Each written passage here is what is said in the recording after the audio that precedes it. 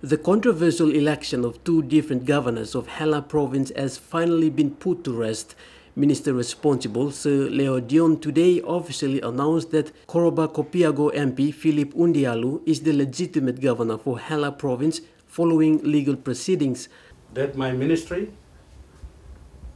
and the Department of Provincial and Local Level Government Affairs now recognizes Honorable Philip Undialu MP as the duly elected governor of Hela province and will continue to work with the Hela provincial government under his governance. Under the organic law on provincial and local level government, a provincial assembly has the mandate to elect a new governor after the seat is left vacant, which can be contested by members of parliament. The Hela Provincial House of Assembly voted Undialu 7-0 against his rival Potape. As minister responsible, satisfied that the member for Koroba Lake Kopiago, Honorable Philip Undialu,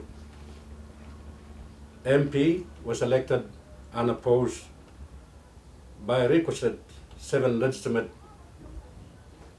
members. Over the last 3 months, the appointment of the new governor has taken various twists and turns following the death of late Anderson Aigiru, and it took almost 3 months for the government to reach a decision. Hela remains a significant province in the country. It is the home of the PNG LNG project, but the appointment of who will be the governor has divided the Hela people, those who want Potape and those who want Undialu to be the governor.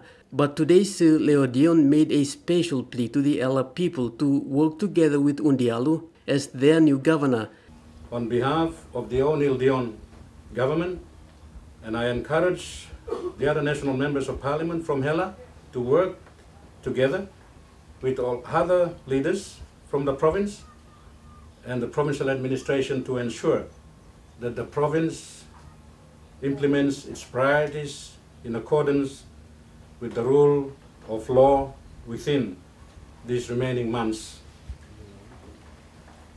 until the 2017 general election. Any disagreements between the people may have an implication on the royalty payouts to the LNG landowners and also affect the revenue generated to the government's coffers through the LNG project. Edwin Fidelis, National MTV News, Kokopo.